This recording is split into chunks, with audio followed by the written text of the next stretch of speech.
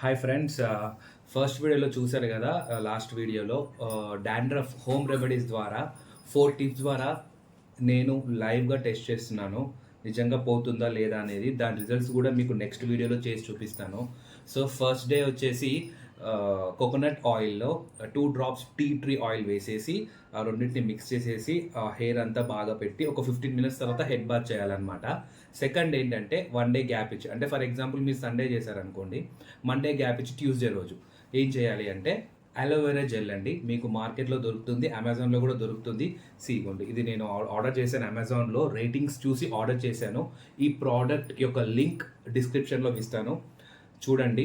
మీకు నచ్చితే ఒకసారి చెక్ చేసుకొని ఆ లింక్ క్లిక్ చేసి పర్చేస్ చేయండి. సో దీన్ని హెయిర్కి అప్లై చేసేసి ఒక 30 మినిట్స్. సో ఇప్పుడు నేను చేస్తున్నాను చూడండి, కొంచెం తీసుకున్నాను అలోవెరా జెల్.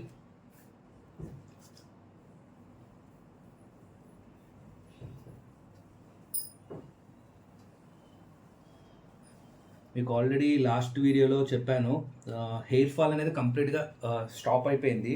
అది డైలీ బాదం తినడం వలన, హెల్తీ ఫుడ్ తినడం వలన, లేకపోతే వర్కౌట్స్ చేయడం వల్ల నాకు తెలియదండి. బట్ చుండ్రు డాండ్రఫ్ మాత్రం ఫ్లేక్స్గా మీరు వీడియోలో చూసినట్టు ఎలా మొత్తం వైట్ ఫ్లేక్స్ పడుతూ ఉందన్నమాట. అది చాలా ఇబ్బందిగా ఉంటుంది ఆఫీస్కి వెళ్ళినప్పుడు కూడా.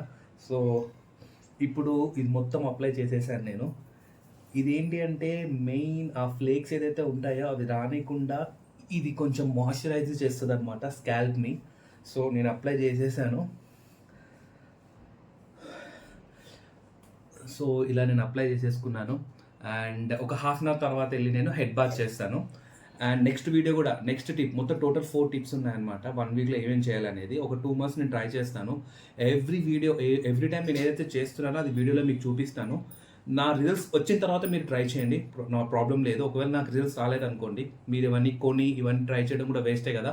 సో ఇలాంటి మరిన్ని వీడియోస్ కోసం ప్లీజ్ నా ఛానల్ని సబ్స్క్రైబ్ చేసుకోండి. అండ్ ఈ వీడియోని మీ ఫ్రెండ్స్ కానీ ఎవరైతే డాండ్రఫ్తో బాధపడుతుంటారో వాళ్ళకి షేర్ చేయండి. ఎప్పుడు షేర్ చేస్తారు? నా రిజల్ట్స్ వచ్చిన తర్వాత షేర్ చేయండి.